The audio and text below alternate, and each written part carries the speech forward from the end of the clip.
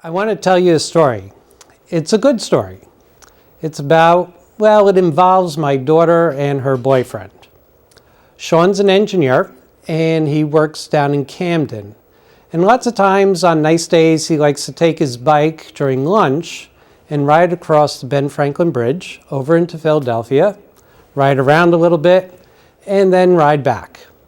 So last week he was riding across the bridge when he saw a young lady who seemed very upset. She was crying. And he was going to ride on by, but he decided to stop. And he got off his bike and he started talking to her. He just asked her, "What's wrong? Why are you so upset?" And he talked to her for about 15 minutes or so. And then he said, "Would you like to talk to my girlfriend? She might be able to help you." Now, Addie is finishing up her master's degree in counseling. So Sean called Addie and said, "Will you talk to this lady?" And she said yes, and she started talking, asked her what was wrong, could immediately tell that she was rather upset. And after they talked for a little bit, Addie asked her, "Have you thought about suicide? Have you had these thoughts before? How strong are these thoughts? Have you made any plans? Have you talked to anybody about this?"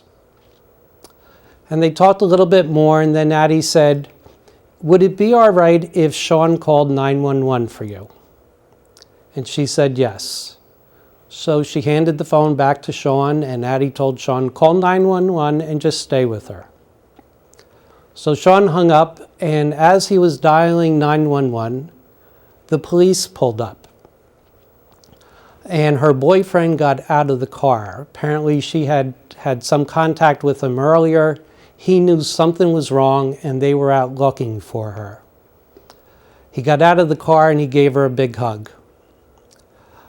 We don't know what would have happened, but we do know what could have happened.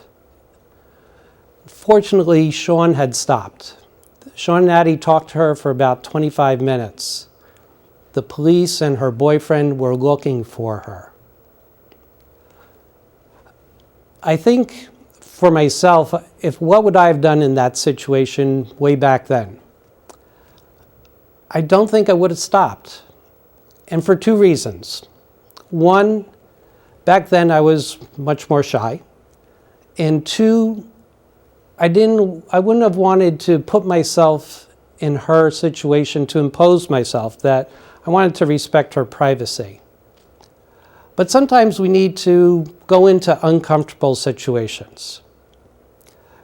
Through the years, we come across different situations that we're not sure quite how to handle. But sometimes when we see other people handle them a certain way, we decide that's what I would like to do. And so I think for all of us, sometimes we need to go beyond our comfort zone. Later that day, when Addie and Sean got together, Addie said to Sean, "Don't be afraid about asking about suicide. You're not going to put the thoughts in somebody's head. It's either there or it's not. So you can ask, have you thought about suicide? How strong are these thoughts? How long have you had them? Can I call 911 for you? If you see someone in need, reach out to them. You never know how much good you can do." Thank you.